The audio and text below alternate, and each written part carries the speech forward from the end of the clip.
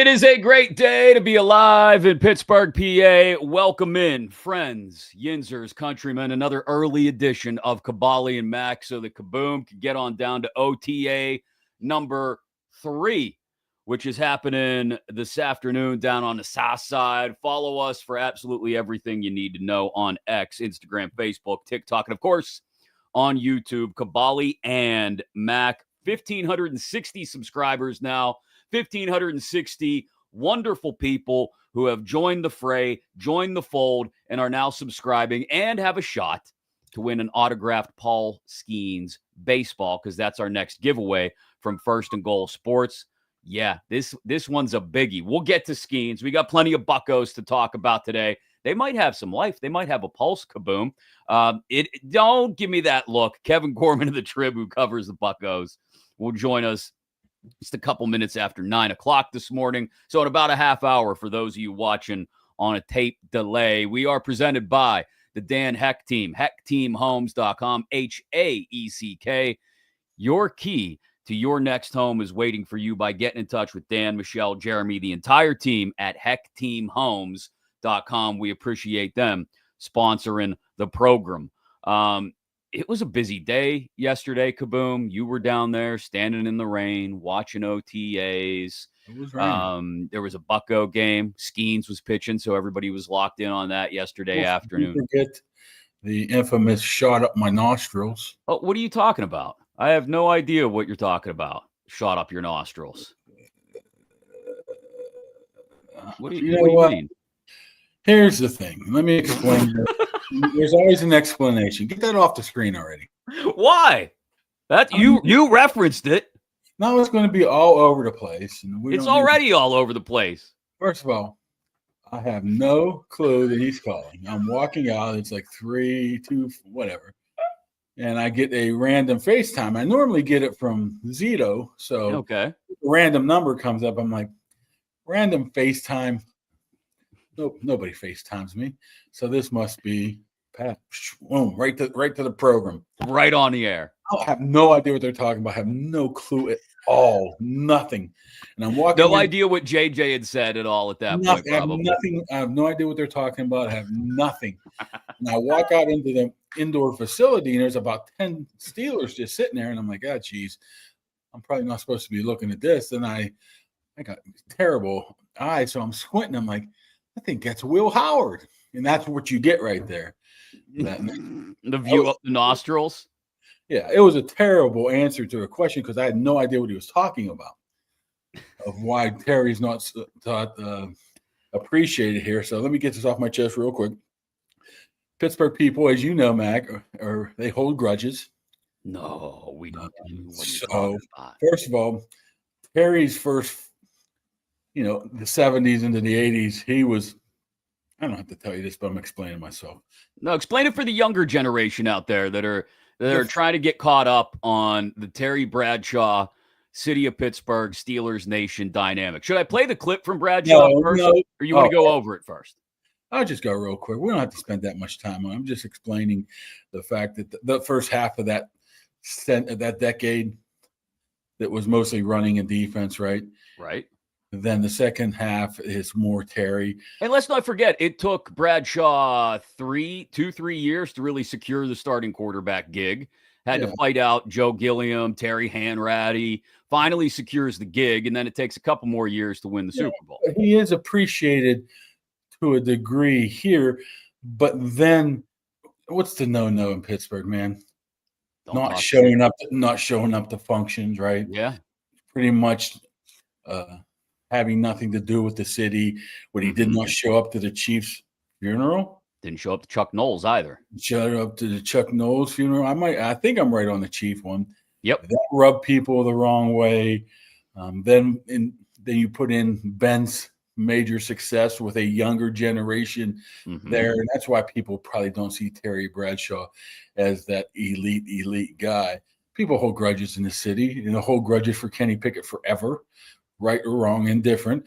And they're going to hold some sort of grudge toward Terry Bradshaw, and they're going to hold some type of grudge in Mon City to Joe Montana.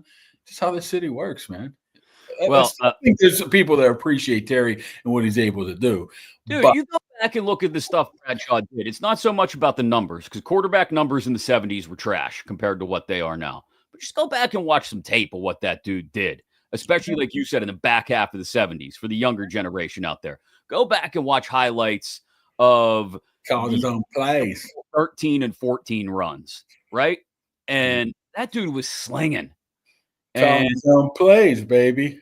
He was slinging, but he's also very opinionated. And look, that's been his job for the last 40 years, is to be opinionated, right? That's what they hired him for at CBS and then Fox, is to tell people what he's thinking. So, and he's also got, and I mean this in the nicest way possible, because I don't really hold a major grudge against Terry Bradshaw. I was brought up, everybody in my family talked shit on Terry all the time, because for the same reason you just described, he didn't come back to the city, wasn't tight with Steeler fans or, people in Pittsburgh. But I got over it eventually and realized just what I said. You go back and watch the tape, the dude's slang. But he does have a little bit of down home Louisiana in him, which means he gets around his boys and he starts talking. He can run his mouth just a little bit and tell you exactly what he's thinking, which is exactly what happened the other day on a station in Little Rock, Arkansas. Possibly Aaron Rodgers being the quarterback. That's a joke. That is just, to me, is a joke. What are you going to bring him in for 1 year? Are you kidding me? I mean, that's not the Steelers' way, right? No, man, that guy needs to stay in California and go, somewhere and chew on bark and whisper to the gods out there. So Terry, not a fan of the Aaron Rodgers idea. He just named every single Steelers season since Ben retired too, right? Pretty one much. And done, one and done, one and done. You see, there's a lot of players, former players, that have been highly critical of this team and how this organization has moved forward over the past 5, 6, 7 years. One difference: they're around, they show their face, they show up places. They're all Steelers at heart. This guy hasn't been around for 20 years, and he's chiming in on calling Tomlin this, calling Cowher this, calling Ben this. But I think that goes away. I don't fault him for that. That's his job, to have opinions. He doesn't show up where these other guys get their pass, like the Ryan Clarks and the James Harrisons and the Brett Kiesels. All those guys have been critical. But it is Terry's job to be critical. You're right. The problem is he doesn't show up to face the music. When's the last time he was here? Like 15 years ago? When he came out for that. Up for a game at halftime he was too afraid to come out onto the field, and brought his 2 daughters with him. Right. And that was a standing ovation and 10, 15 years ago. And people still, like you said, gave him a standing O. So I'm not sure what he's so afraid about, or if he just doesn't have, I mean, he's got plenty of time in the offseason come around if he wanted to. On the flip side, I think most of Steelers Nation maybe agrees with what he said.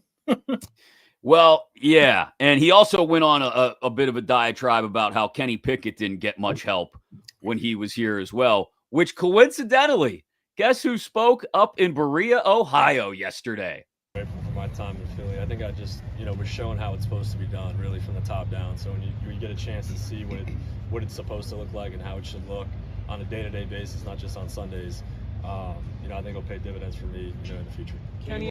He saw how it was done in Philly, Kaboom, Kenny Pickett. So much a little bit of a sideways shot, maybe. I don't think it's sideways. I think it was straight on full.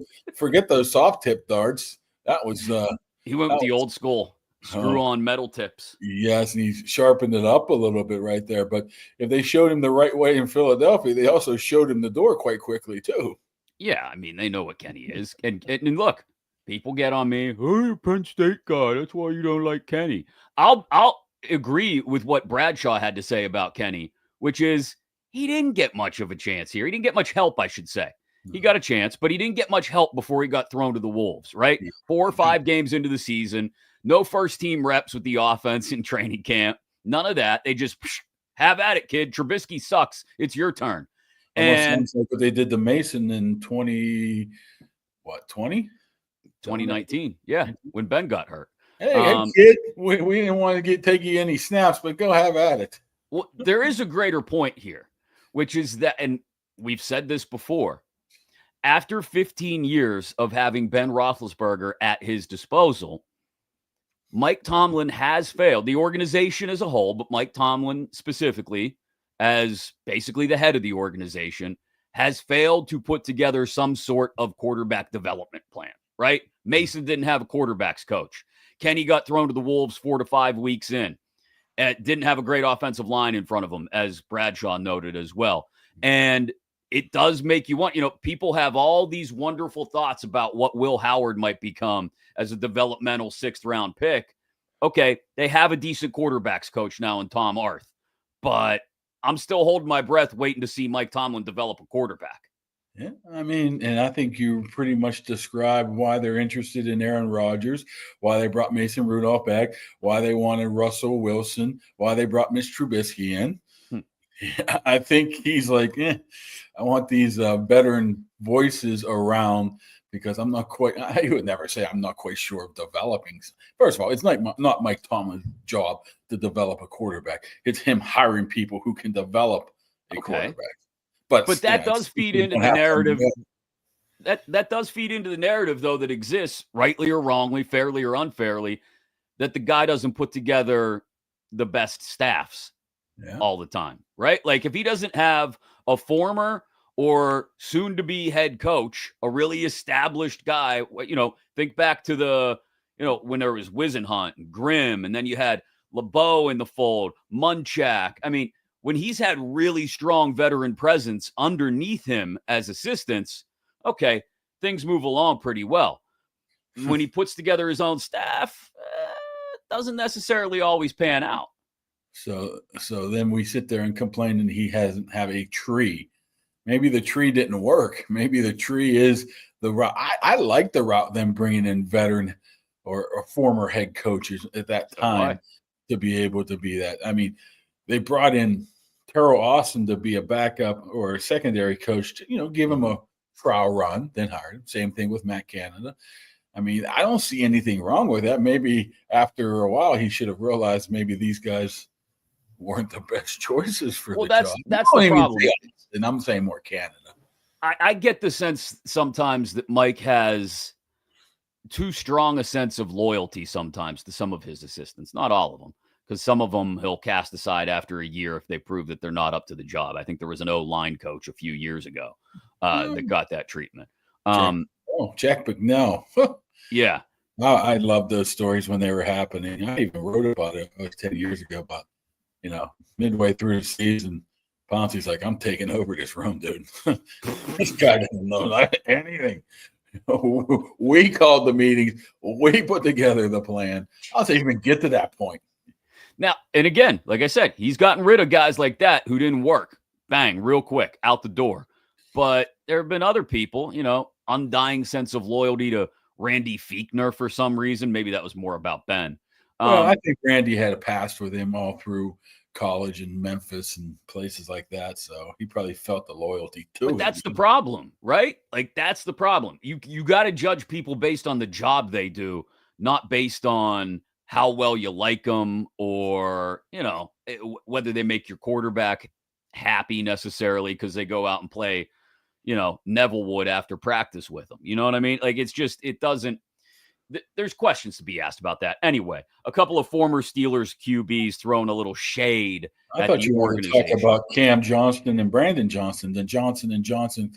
We'll unload your OTA notebook in just a second. We got to thank the people at Southwest Greens for supporting the show.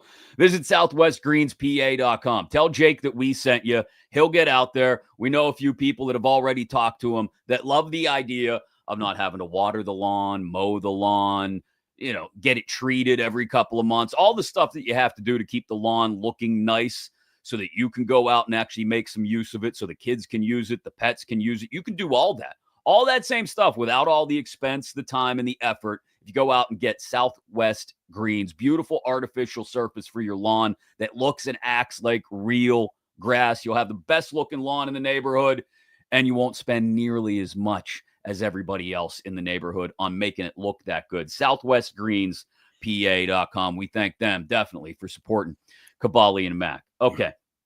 So practice did happen the last couple of days. Twice. OTA 1 and OTA 2. And plenty of people spoke.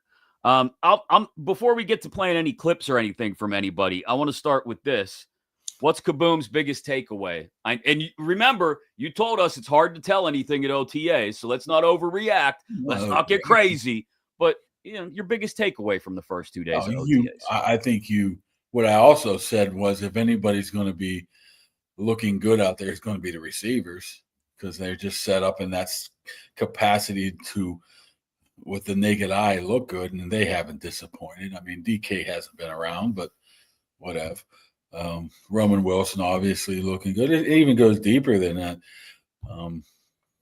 Calvin Austin, they all look good, but it's set up on 7-on-7, 11-on-11, walkthrough type situations. Skowronek looking good. I know people might go crazy and react. I saw your Skowronek tweet I think the point I was making there is you need those type of players that can fill in on a third down, a guy who can maybe have a start from here to there, a guy that can be a special teams player. You don't need all number 1 draft picks. You need guys like that to fill out the roster, the Harmon Killebrews, the Miles Killebrews. Right. Yeah, I mean, look, if Ben Skowronek is wide receiver. But Skowronek looked pretty decent with some catches, too. Okay. If he's wide receiver number 5, I'm fine with that. We're still talking about in a very controlled environment. But Cam Johnson, man, he's what? I mean, you have to understand, they gave him a nice boatload of money last year, and he lasted about 2 quarters, their punter. Right. And I know Corliss Waitman filled in admirably, but this guy's just different. And he tore that knee up pretty good in September. So what are we looking at? 4, 8, 9 months away? He's booming the hell out of the ball. Man. Well, that's good. I'll take a solid Aussie. Jamil Johnson's name. Brandon Johnson looking extremely good. See, he knows what I'm talking about. Yeah, we've had a couple people mention Brandon Johnson in the comments over the last couple of weeks. And what is he running, like wide receiver 4 or 5 there with Skowronek in that area? These different groups. Yeah. I mean, they'll move them around. But, once a lot of times when you see there, you say, hey, who is that number 19? Oh, Brandon Johnson. Oh, I don't even know that's his number. They've changed numbers 100 times already. I believe that's his number. Oh, who's that 19? Oh, then you start watching the 19, like, hey, this guy, I'm not saying he's wide receiver 2 or 3, but he could be a guy just, he was on the practice squad last year, and you're looking for somebody to maybe fill in at a 4 or maybe even an outlier in making a team, maybe, depending on what move they do moving forward. Where's he from? What's his backstory? I can tell you right now, I haven't looked up Brandon Johnson's backstory. I usually UCF. He's out of UCF. That's it. I usually tend to shy away from practice squad players because you're at OTAs. They don't typically make the team unless you're a guy like Ross Tucker's favorite person in the world, Max Hurlman. Max Hurlman out there turning heads, playing 6 different positions. Tiny guy. But last one off the field, sort of like first one off the ice. First one off the ice. Yeah, so, I mean, look, we're talking about depth wide receivers, guys who might see a handful of snaps from week to week if they make the team. The one thing you did mention is that somebody was looking really agile. He's looking really quick, and we got the answer to why he's looking like that yesterday after practice. To come back a little leaner, just because it gives me a. Why is it? I want Broderick Jones. This is what happens when you try to do everything yourself, Kaboom. Yeah, I wanted to come back a little leaner, just because it gives me a chance to gain weight, like going into training camp and throughout the season, and instead of coming back heavy and then having to lose weight just to gain it back, because it's just a hard process. So. I just wanted to focus on coming back at a good enough weight to where I can maintain but also gain if I have to. So how much do you weigh right now? I think I'm like 305, 310-ish, somewhere in that range. Last year I played at like 325, 330. Okay, so Broderick Jones has dropped like 10 or 15 pounds. He's moved to left tackle, where it doesn't sound like he'll admit it, but he probably feels a little bit more comfortable, his natural side. This could be the key to unlocking this dude. The key to unlocking this dude's right there. Yeah. Not TJ between the ears. He gets that figured out. I think, the possibilities are endless with this guy. He's one of the more athletic guys. And what I love about this offensive line is so many different kind of personalities. You got tough ass, hard ass Isaac Seumalo. You got all business Troy Patani. You got Zach Frazier. It's just like zoned in on his game. You got Mason McCormick a little bit in between, tough guy, flips that switch in game day, but nicest guy in the world. And you got almost, for lack of better words, the class clown always laughing, Broderick Jones. Nice group, nice mix, man. I like the mix. They're not all the same. They're all extremely different personalities, and I like it.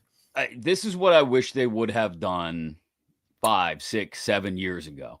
Spend 2 or 3 off seasons focused on the offensive line, because they did. They tried to piecemeal things as that Villanueva, Ramon Foster, David DeCastro, Marquise Pouncey generation aged out, rather than bringing in young guys slowly so that they could learn from those vets and establish their own chemistry behind them. Now, it sounds like it's working now. And the one thing you've repeated through the offseason, and I agree, I think it's true, nobody's giving this offensive line outside of Steelers fans, even some Steelers fans aren't giving this offensive line the level of credit it needs to get for the way they played the first 3 quarters of last year. It takes a lot of time to get these guys to develop. Then they have to develop their individual style. Then they have to individual as a unit. And you're bringing 3 guys in, or what, 4 guys? Fatanu, McCormick, Frazier, and Broderick all within 2 years now, I guess. I know it's been 3 years, but this one doesn't really count quite yet. Those guys going to need some time here. Need some time. So they look good. And you know what? Another thing that I mentioned I need to get in right now, we were talking about what you can notice from training camp. I think one guy, and I'm the last person to talk about, well, maybe not. I don't really have a big ass, but he's putting some weight on his ass, and obviously found a position where they're going to give him one last opportunity. Is DeMarvin Leal, considerably bigger than last year. Really? And it looks like they're going to give him every opportunity to be a chance to play outside linebacker. Outside line, so on the edge. Yeah. So they've got. Understand, he was at tweener forever, and now he's put on the weight. I don't know exactly what, but he's noticeably bigger. Now he had major injury last year with a neck injury. He couldn't get out of bed for like a month or 3 months. I don't think that put any weight on his rear end, but I think I haven't seen him on the defensive line. He's more working with Alex Highsmith right now. So it's his last opportunity. And it's a shame that it comes to year 4 where they're finally saying, okay, this position might be best for you. Well, like you said, he's been a tweener because of his size the entire time. He was never going to be a true hand in the dirt D end on this defense. And the problem was, I think he's got a decent pass rush set, but I don't know if he was ever comfortable doing that from a 2-point stance or lined up on the outside on the edge, either one. And can he cover? Like, you've got TJ, you've got Highsmith, you've got Herbig, you've now got Sawyer as well. And you're going to good luck cracking that top 4 rotation. I mean, absolutely. Plus he has to learn. I mean, he's after practice and give, Alex Highsmith and Denzel Martin, their outside linebacker coach, all the credit. They're working with him. I mean, this is the opportunity, though. This would be the opportunity. Yeah, he's following Alex around everywhere, and Alex is showing him. Alex is not against showing people. Once again, one of the nicer guys you'll ever meet, Alex Highsmith. He's more than happy to help that guy. I was going to say this would be one of the opportunities because TJ isn't around. So take advantage of the spring reps. You can crack the top 4 in that edge rotation. You can get an opportunity. I imagine he'll get the opportunity during camp too. If the TJ contract extension negotiations drag on, he'll get a chance to show himself at that position, if nothing else. Yeah, and once again, Jack Sawyer is talented, but this is a different level now too. There's 30, or in this case, 40, 45 defenders that are college superstars. You know what I'm saying? Right. So, but I mean, they're good. not drafting Jack Sawyer to put him on the practice squad or to cut him in training camp. Like the Marvin Leal's going to have to play you mentioned he put a lot of weight on in the ass. He's going to have to play that ass off in order to crack the roster, I think. What I've been told was he didn't get much good teaching at Texas A&M. Okay. And after they draft him, they realized this is going to be a little bit of a project. Yeah, I mean, it's shown, and like you said, with the injury added to the mix too, this is it might be too little, too late, even if he does show out during camp. This is stuff you look at OTAs, though. But you're right. This is the stuff you look at OTAs. Marvin Leal's ass. And stop looking at dudes' asses. That's weird. I mentioned the secondary the other day, and I think that's worth bringing up because Slay, we're not allowed to call him Darius. I said to him, I'm like, why Slay? He goes, well, my dad's Darius. Just call me Junior. And he corrected him. Darius, it's Slay. I'm like, oh, I've never heard that in my 20-some years before. Usually, call me whatever you want. No, it's Slay. And then you got like 4 questions about why, like you said. I said, I'm like, what? I cannot let this pass. But hey, that's a guy right there. You could tell he's a crafty vet, man. I like. Do you think before I play something he had to say that may allude to some more shade in a possible direction on the other side of the ball? I don't think they realize what they're saying. I don't think. Let me play it then. Let me play it, and then I'll ask you the question I have about Slay as a veteran presence on the defense and in the secondary. Man, just the fact that, like I said, try to get ahead, definitely with me not being here. So get ahead, try to learn as much as I can, and then, and just work with the guys. So, there's got to be a coordination in the back end. So he was asked about, the importance of being at OTAs, basically, or what he could take advantage of from being at OTAs, even though he's a veteran. And he mentioned, it's a new spot for him, obviously, new team. So he gets to know the guys. Joey Porter Jr. was asked yesterday what he thinks of Slay. And he said, well, it's the first day I met him. But he seems like a cool dude. Told him I watched his tape as a kid. And so that's my question. Is this an opportunity for Joey Porter Jr. at a point where he has to take another step forward? Otherwise, I don't think he pays off on what is, in essence, first-round pedigree, right? Taken with the first pick of the second round. But, he's got to clean up the penalties. We know that. I don't think, other than the massive number of penalties, and that's like asking Mrs. Lincoln how she liked the play, other than the whole Abraham getting shot in the back of the head thing. But I don't think he played poorly. I think his coverage skills are great. You can put him on an island with anybody, and a lot of D-backs take penalties when they're covering somebody one-on-one trying to take away the other half of the field. I'm not being a Penn State apologist. Not 17, though. Yeah. I would like to see, you don't lead the league in penalties. That's probably not great. I think maybe he learned some stuff from Slay that helps clean things up, and he can still maintain that sort of one man on an island sort of coverage. It takes away a half of the field. When you think about it, he now has his second cornerback coach and his third running partner in 3 years. I mean, with Peterson, I guess, first year, then obviously Jackson last year. He needs to take that step and become that guy he wanted to be last year. Maybe a little premature, calling himself Sauce Gardner and Patrick Surtain, but I think that might be the offshoot benefit of Slay being here, to be able to get that guy rolling. I thought you were going somewhere else, because there's a handful of guys who are saying, yes, it's very important being here for camp. Very important. I was kind of going that direction. Yeah. I don't think they're really realize what they're saying, and I don't know if these guys are really tuned in to saying, when they say something like that, oh, he must be talking about Aaron. I just don't think they're wired like that. Well, I don't think. That's when it's the job of the impeccable Steelers PR staff to notify them that you're probably going to get asked questions about showing up for OTAs, right? Like, that's probably going to happen. But who's going to tell Slay, 13-year vet, 34 years old, what to say? They don't need to tell him what to say. They just need to tell him, hey, heads up, everybody's going to ask about showing up for OTAs because the whole Rodgers thing. Just be aware of that when you're answering the question.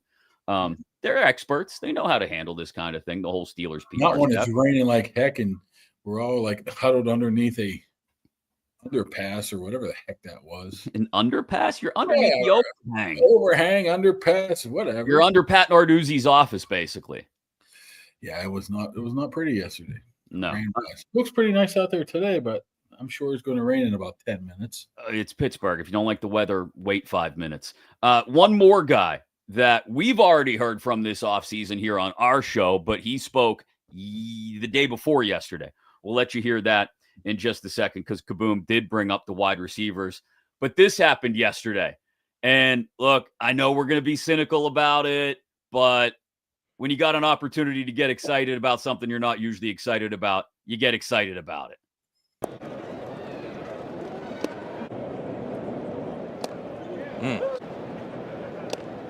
Strike three. And he struck him out. Strikes him out. Oof. Oh, no. You blocked us.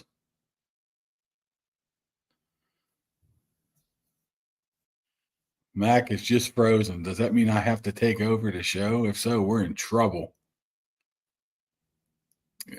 I guess that was none other than Paul Skeen striking out 6 guys. I did not watch the game, so I can't even tell you what happened right there. Oh, no. I just got a message from Chris Mack that said his power went out. What's he living in? He's living in some.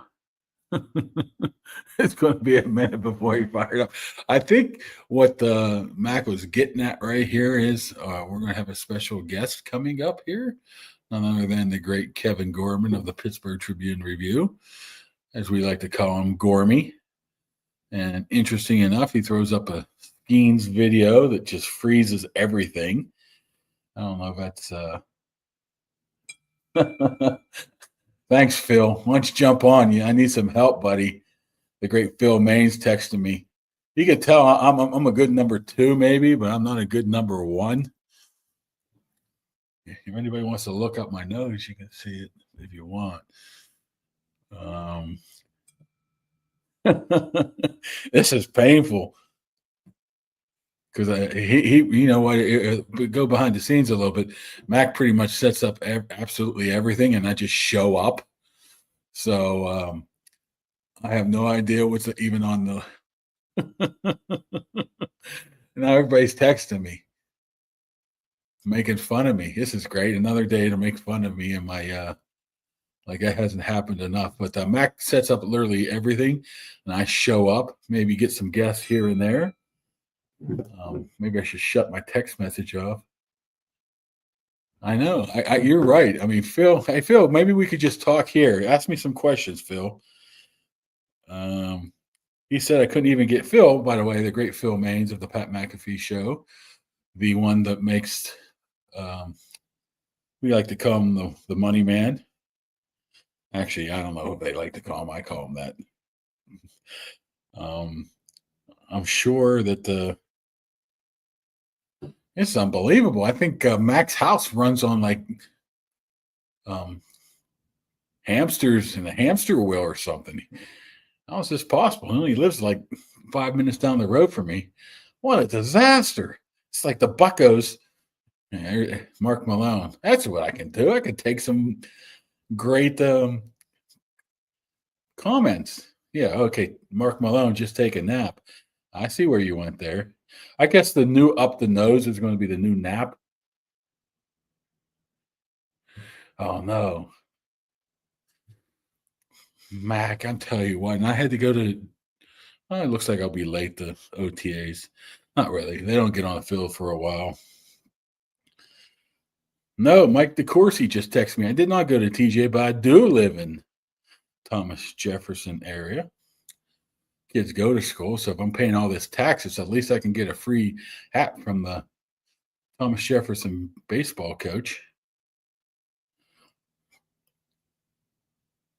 But I guess we could talk a little bit more about. Hey, Gormy, since you're on, right? Since you're like texting me, just write some stuff down so I can read it here. So it'll be like it's a.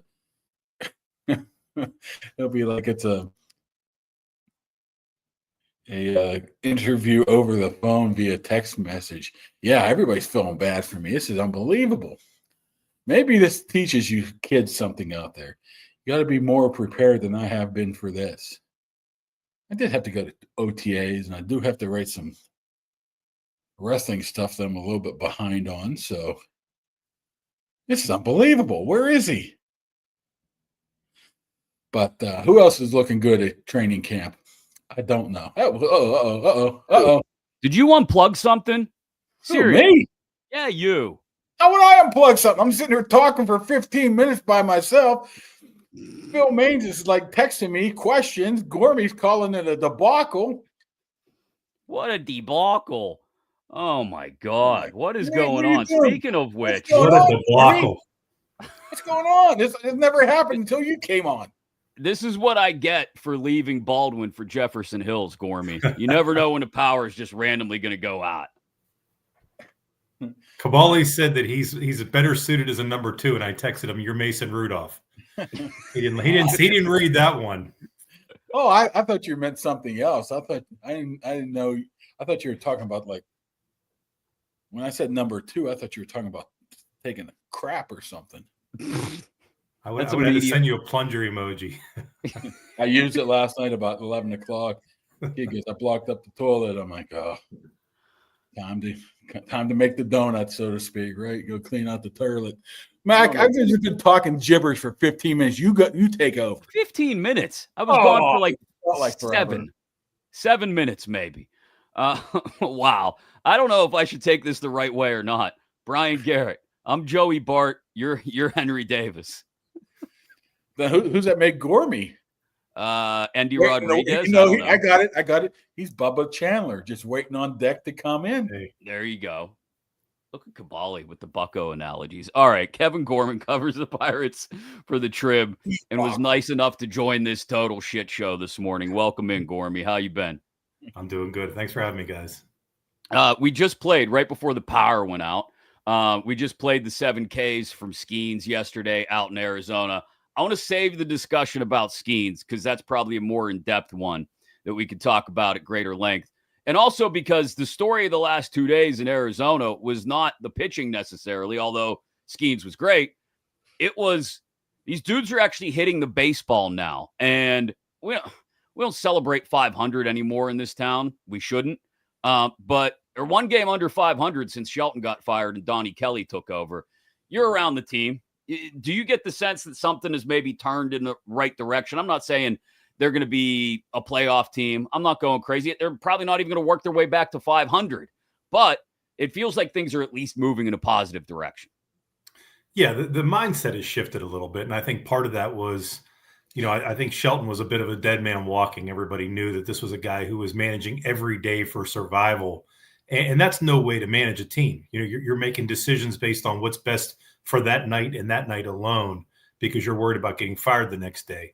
Don Kelly has brought a little bit more of a relaxed, let's enjoy this game atmosphere to it. He's a guy who knows what it's like to fight for the final spot on a roster and to appreciate being in the major leagues and to enjoy every second of it. I also think that he's a true extension because he played for the man of Jim Leland, and bringing Gene Lamont on board has helped that extension as well, that there's some guys who have experienced success not only in Major League Baseball, but also with the Pirates. And I think that's important.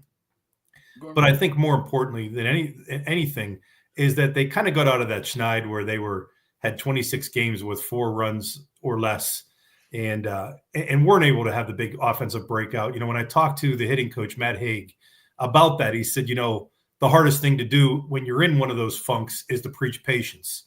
But he felt like, there were times when they were making hard contact. There were times when, they weren't getting the results, even though they were getting, the effort was there. And Don Kelly has numerous times pointed to a game where in the 5th inning, they had 3 flyouts to the warning track, 1 to the wall.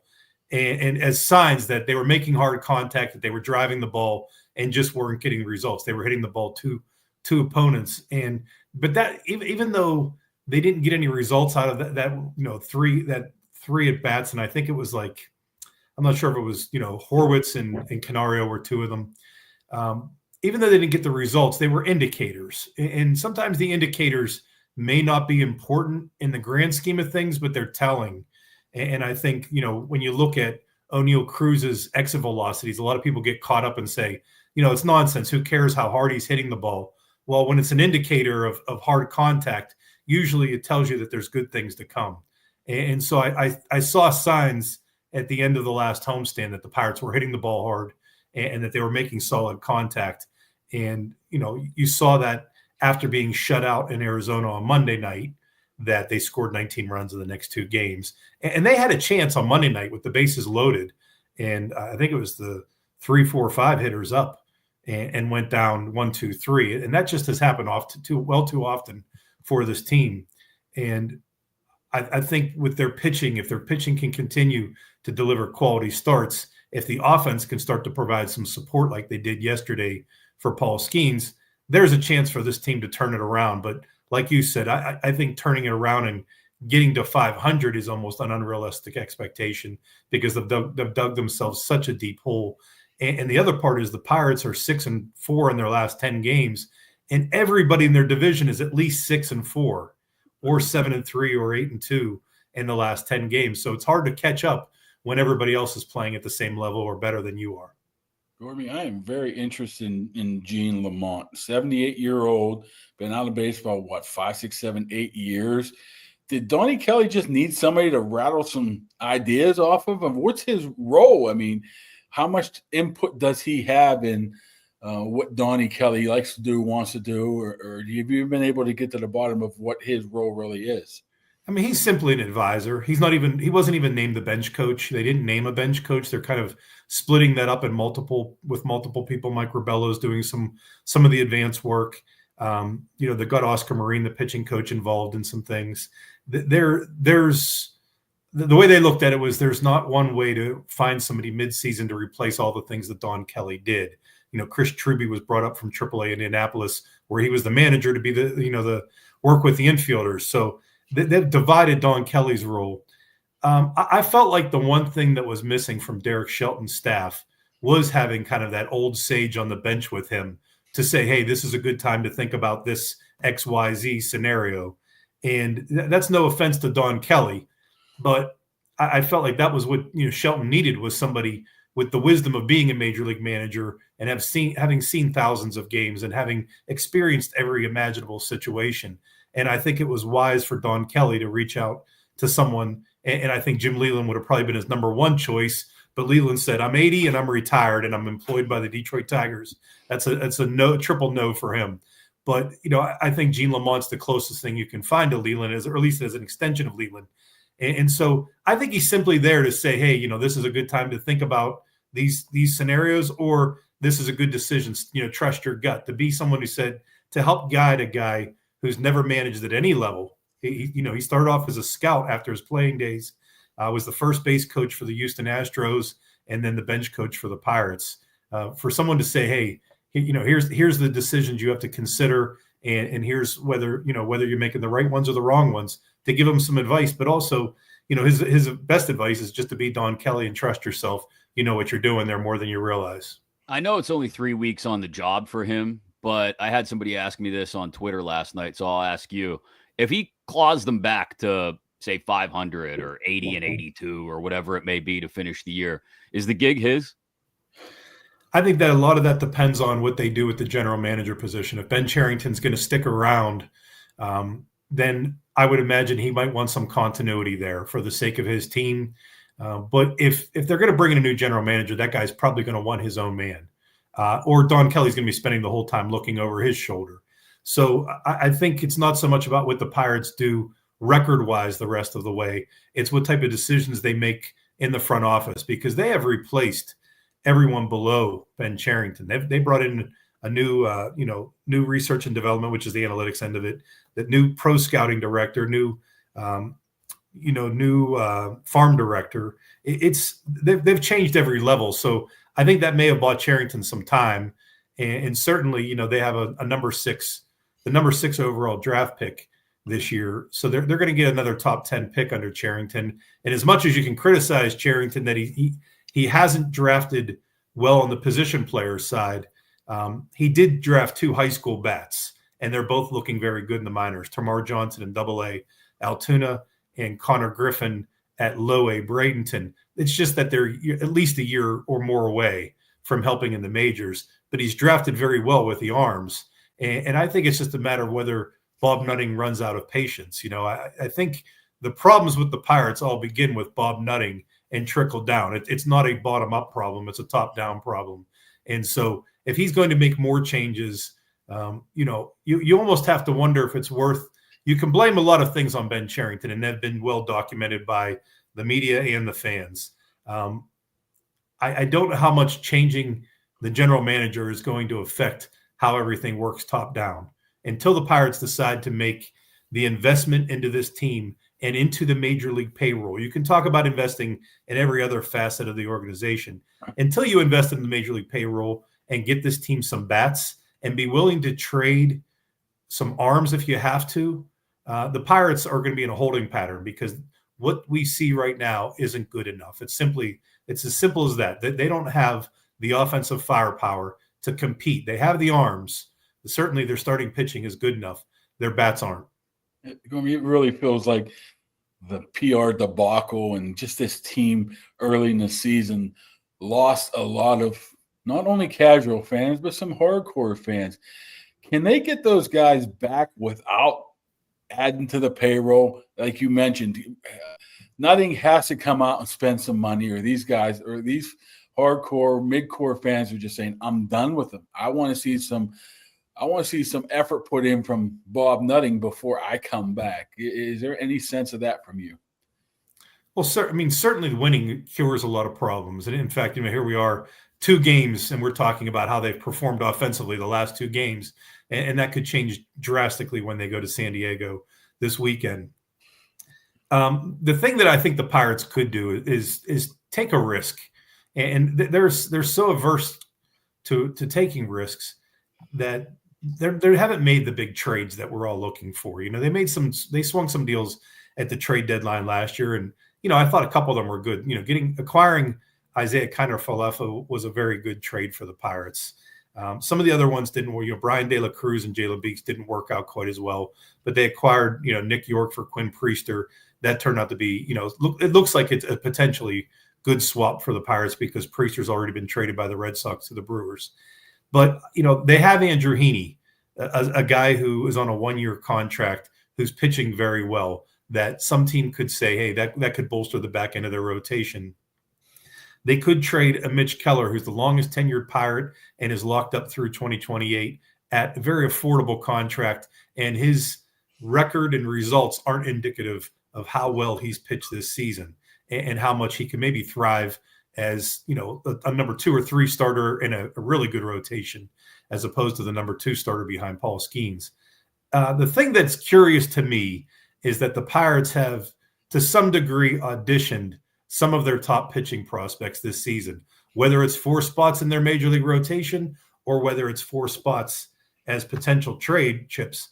But we've seen Thomas Harrington, we've seen Mike Burrows, we've seen Braxton Ashcraft, we've seen Hunter Barco dominate at the AA level, and he tweaked his arm, shoulder, and he's working his way back to pitching at AAA Indianapolis right now. But the Pirates do have starting pitching prospects that are either in the majors or on the cusp of being in the majors, and that's something to consider. Is that you could swing a trade there and try to go out and get a position player, but standing pat and bringing in waiver claims or guys that have been designated for assignment and you trade cash considerations, that's just not good enough. I think Alexander Canario was probably a good pickup for the Pirates, but it's as a 4th outfielder. It's not as your starting everyday left fielder.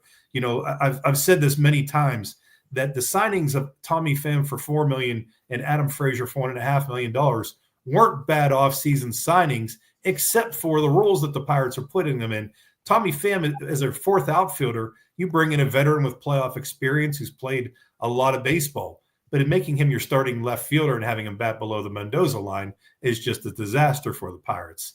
Having Adam Frazier be your super utility player who can play, second base, third base, first base, shortstop, left field, right field.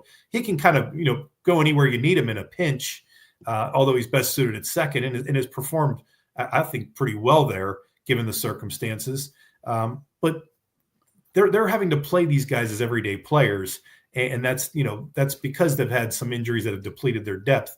But it also shows you that maybe you weren't as deep as you thought you were in the first place. Well, and they can deal those young arms like you talked about, Gormy, to go out and get some bats. That's great. But I think what people want to see is, you reference guys like Frazier and Pham. They want to see a legit starter, a legit starting bat brought in on a multi-year deal that they can get excited about. And, we know Josh Taylor. Josh always, when we text about the Pirates, says maybe they just don't want to come here. So what's, I'm sure you go into visiting clubhouses too and talk to some of those guys. What is the, thought on what the Pirates organization is from outside those walls at PNC Park? Is that part of the problem? Guys just don't want to come here. I don't know about that. I've talked to some Pirates who've been acquired and said, hey, people do want to come here, that they love PNC Park. They think it's a great place to play. They love that Pittsburgh gets behind the team when they win. And they've all seen the excitement around the team. They don't want to play for somebody who doesn't want to pay them. That's as simple as the business end of it. And you think about an Anthony Santander would have been a good acquisition on the free agent market. He signed for $100 million. And that's Brian Reynolds' money to the Pirates. That's the top pay, the salary that they've ever paid out is $106.75 million. And it's, the question is, if you're not going to pay your own players, why would you pay guys from the outside to come in when you don't know exactly what you're getting? I mean, if you're going to pay that type of money, you want a guy who's going to be a perennial all-star. And that's why Reynolds' start to this season has been such a disappointment, and why they're so risk aversion into bringing in somebody from the outside, because if they make that type of investment, the Pirates can't afford for it to not work out. They simply aren't willing to take that chance. And that's why they keep talking about drafting and developing. But right now you could make the case, and I've made it, you could make the case that although the Pirates did good things by signing Ke'Bryan Hayes, Brian Reynolds, and Mitch Keller in succession, one year after another, to long-term contracts that locks up what could be considered a core to this team, they may have signed the wrong players if that's all they're going to be willing to spend. The money should have been spent on O'Neal Cruz and Paul Skeens, because those are your two top talents. And those are the two guys you really want to be building around. Instead, we're talking about at what point do the Pirates have to trade Skeens and Cruz, even though they're years away from, it's a year away from arbitration for Cruz, but years away from even free agency. And that's a talk that has dominated this part of the season because of what a debacle it has been for the Pirates on the PR front, with all the things that have gone on outside the baseball field. I think, players would find this attractive if the money's right, but there's been a lack of willingness to spend historically under this ownership group. And I don't know that anybody trusts that you're going to sign a contract and that the team's going to be willing to build around you, for one, because they haven't built around Paul Skeens, who's coming into them, one, as a lottery pick. I mean, they won the inaugural draft lottery and lucked into Paul Skeens. They got a guy who, as a rookie, won National League Rookie of the Year and finished third in Cy Young voting, started for the National League and the All-Star game, and had a historic rookie season. And then yet they still failed to go out and spend to build a team around him. And we're seeing the results. It's almost cost prohibitive to not spend around him, if you look at from that perspective. Yeah, my thought about it all, Gormy, is if you're O'Neal Cruz, if you're Paul Skeens, the only way you're getting anything for him if you do trade for him, because why in the world would they sign here? First of all, as you said, built around them. And second of all, their market value somewhere else is going to be sky high that the Pirates aren't going to be willing to pay that. It seems like they're in a self-made problem here where they have nowhere to go, but it's going to have to be traded or just let them play out. And I'm a fan of letting them play out. You realize your small market inequity, and you say, okay, we're going to look at it the way Cleveland does, is maximize their time here and be willing to trade them for assets when it's time for them to move on. And whether that is in, their second year of arbitration or, at the trade deadline of their final year of their contract, that could be the Pirates' way of doing things.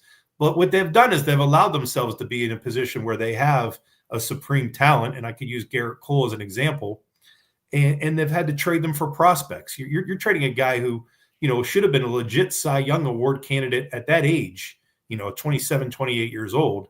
And instead, the Pirates traded him for 4 prospects, only one of whom really turned out to do much for the Pirates, and that was just Joe Musgrove. And the majority of Joe Musgrove's success has been with San Diego. Where it turned out to work out for the Pirates is that they acquired David Bednar and Endy Rodriguez, who is still, yet proven as a major leaguer. So, you're kicking the can down the road if you're trading Paul Skeens. As much as people are throwing out these ridiculous returns that they get for him, you don't trade a superstar for prospects. You build around the superstar. That's how you win. You take the superstar and you build around him. We've already seen what it's like to let the superstars walk. That we lived that life early in our lives when the Pirates let Bonilla and Bonds and Drabek go. But we've also seen when the Pirates, I went back and looked. The Pirates were on a very similar trajectory to the 1985 Pirates this season. Before this Arizona series, they were 1 game behind the same pace through 55 games.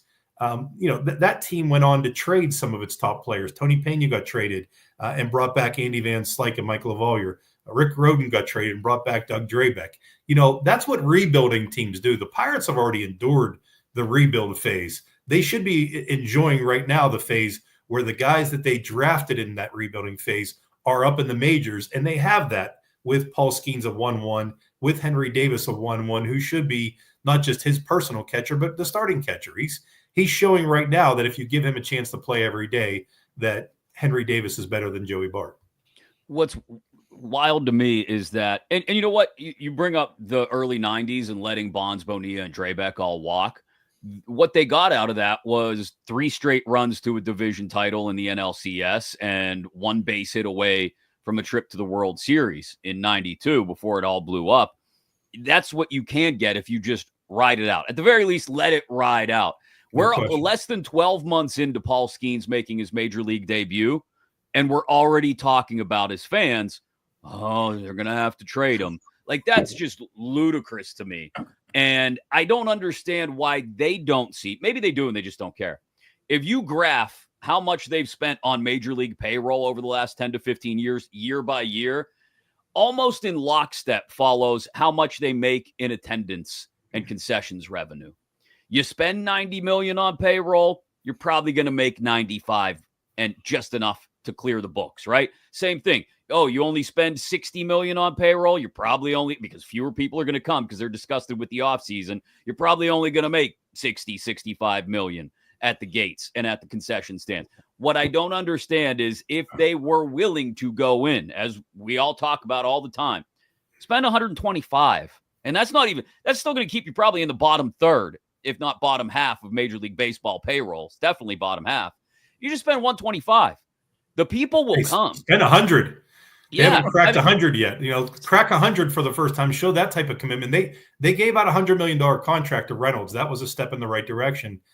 This offseason was just a team that was in a holding pattern and decided we're going to do everything internally, and it didn't work. I mean, you had your fingers crossed that you would get internal improvements from Jack Sawinski and Henry Davis, and you gave Sawinski all of 2 weeks in the majors before you sent him down, and you made Davis a guy who catches once or twice at most in a week.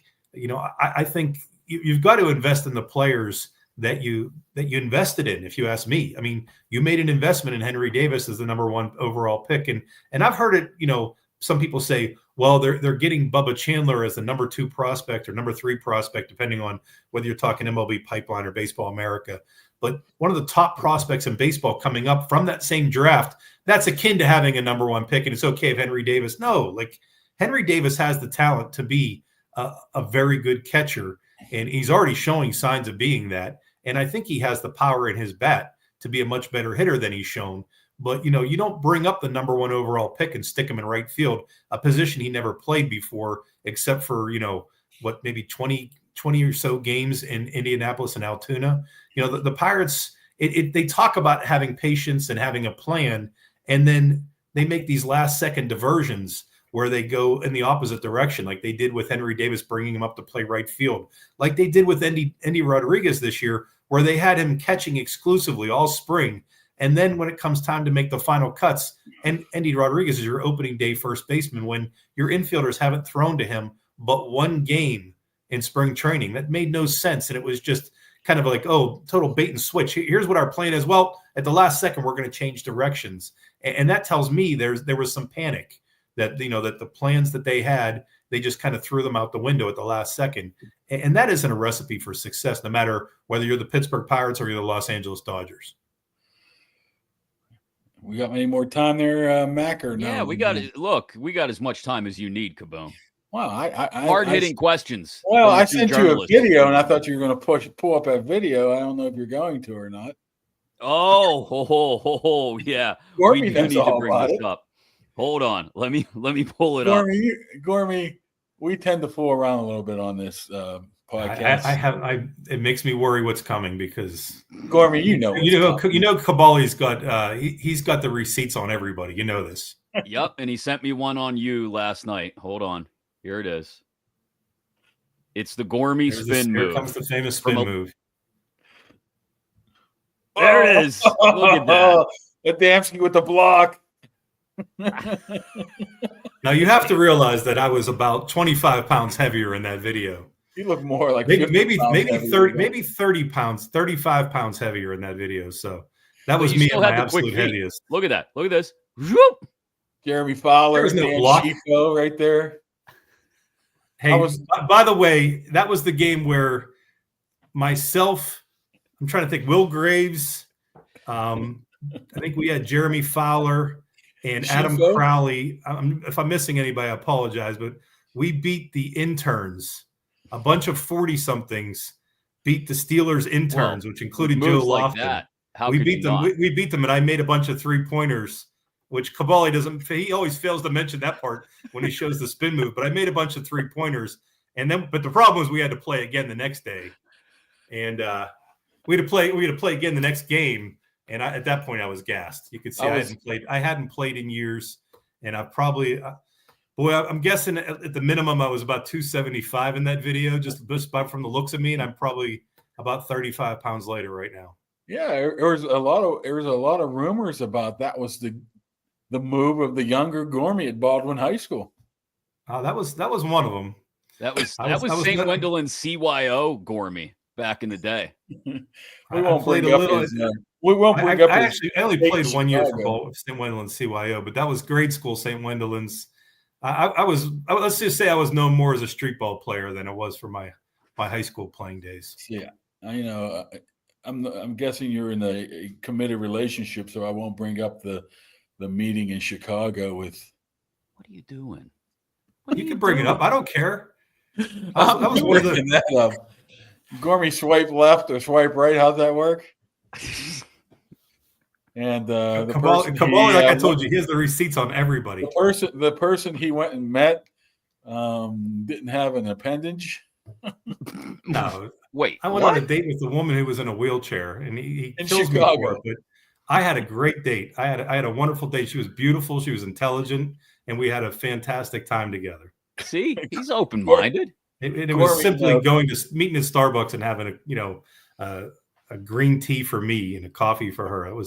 That was just an hour of really good conversation and enjoyable person to meet. But telling the guys while we're at Louis Malnati's that I'm going on a date, and they said, "Oh, what does she look like?" And then they started swiping on her pictures and saw that she was in a wheelchair. And that's the I'll never hear the end of it. Didn't know. He's lying right now. He showed up and was like, "Gormy's a good dude." So, well, in Chicago, what do you expect? It's not like he was going to move to Chicago. No, it was just having an after dinner drink. Essentially, is all it was. Yeah, I'm surprised Kaboly doesn't have. I'm sure he probably sent you pictures of me sleeping on a road trip. No, you got upset. What I'm legendary for with the trip was that we drove to Ottawa for the Stanley Cup playoffs, and that's when I probably figured out that I had sleep apnea or there was something. I didn't know if I had the flu or what, but I slept 13 hours of a 16-hour round trip drive. And the other one that I did was we drove to Baltimore, me and Joe Rutter, and I slept, maybe 3.5 hours. And I woke up and there was the Baltimore exit. I said, "Hey, Joe, there's the exit." And he was ready to kill me. I slept the whole ride and I woke up just in time to tell him, "Hey, there's the exit. You want to make sure to take it right here." Up at training camp one time, Gormy was in the back room. and he fell asleep while typing his story. So I took a video, and all I saw was 175 N's. The literal Z's on the page. Boom. You're sleeping. Right onto the keyboard. Gormy, I'm glad we could have you to talk baseball, talk Buccos. You look great, my friend. Fellow. Where you go to get your Pirates news, I go to Gormy at the Trib. Absolutely. And thank you for putting up with Kaboly trying to throw you under several buses. Thanks for sharing that video. That I'll be forever indebted to you. I'm going to have to find some. Watching. I have some Kaboly photos myself. Trust me. I'm going to have to find a couple of Kaboly sleeping or Kaboly in the press box making faces. I have some receipts as well. Trust me, Gormy. I have some pictures floating out there on the interwebs that I don't even think you could top. Might have went viral. Kaboly has receipts he has receipts on everybody. Yeah. Everybody. It's great. And he'll use them without hesitation. I don't think I have any Macs. I'm sure you do. You just don't want to admit I it haven't yet. looked. I'm going to have to look. You'll have to all figure I out know is in the 2 minutes that your power went out, Kaboly went into complete chaos. Just completely lost it. Yeah. You should, Gormy, you should go back and find the episode where the guys came to fix the furnace, which is in the room right behind me. And he melted down for a good 10 minutes. No, well, I think he talked about Cobra Kai. No, I melted down because I said Mac does 99.9% of the work, and I show up, so I'm not quite prepared to know what's going on next year. Well, you know, it's funny. You mentioned that. Karate Kid was on the other night, some station. I ended up watching the majority of it. And what I didn't remember, I remember how it ended with the crane kick. But what I didn't remember was Johnny giving him the trophy and giving him positive words, and how, like, at the very end of the movie, I was kind of disappointed by how it ended. Well, if you look, the start to number 2 was the ending of number 1. They wanted to end it on a positive note. The real true ending was the start of number 2, where they were leaving and Kreese grabbed the trophy and broke it and called Johnny a loser and was going to beat him up, and Miyagi came and saved him. But they wanted to end it on a high note. So if you look at the beginning of number 2, Gormy, that's really the end of 1. Yeah. Well, I just thought that I thought it could have ended just on the kick and let that alone. But that part of it disappointed me. But I actually pulled the other day. I can't remember. Somebody was having a problem with. There was a kid. They were having a problem with their arm, and their arm hurt. And I pulled the Miyagi. I gave them and fixed their arm. It was amazing. It was amazing how something you learn in a movie like that. You know, just like how you learn the wax on, wax off. I learned the Miyagi trick and fixed their arm immediately. There was a callback on Cobra Kai with that, and Daniel LaRusso did that, and he goes, I have no idea what I'm doing. And he says, medic. Kaboly's convinced that's actually counts for real first aid. Just rubbing your hands. I guarantee that's done by more people than Gormy. I bet you there's a lot of people out there that have tried that. Gormy, we appreciate you taking the time and putting up with us, the power outage and all of it. And we'll catch up with you again soon, buddy. Thanks again. Hey, I just wish you would have had the Squeeze Box song as the intro, because that's one of my fondest memories of Chris Max is him singing Squeeze Box in full Yinzer down at spring training in Florida. Almost that's one of our spring training highlights, Mac. Yes. Is he inebriated? Maybe a little bit. Huh?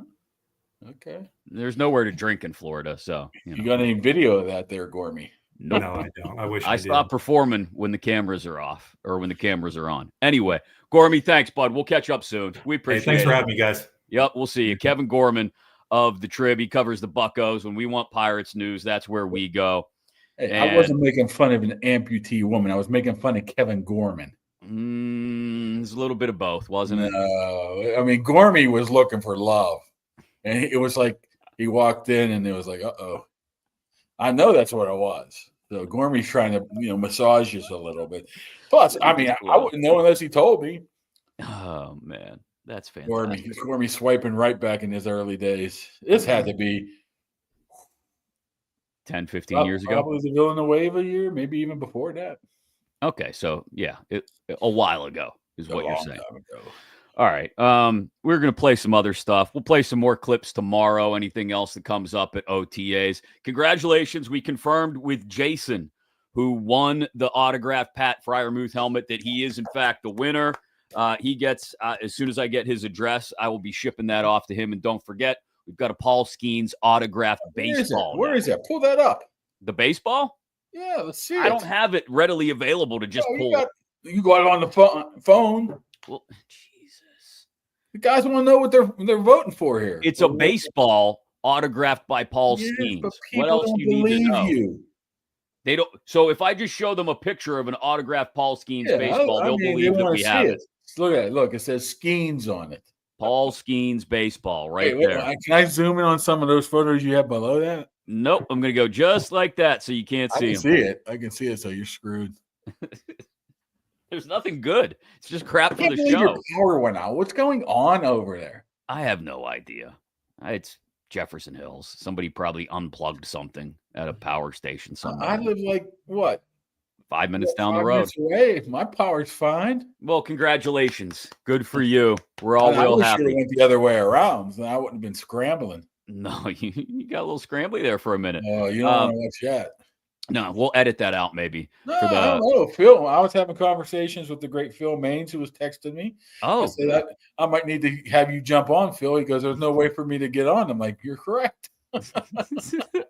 Thanks again to First and Goal Collectibles, firstandgoalsports.com for that autographed Skeens ball that we will give away when we get to 2,500 subscribers on YouTube.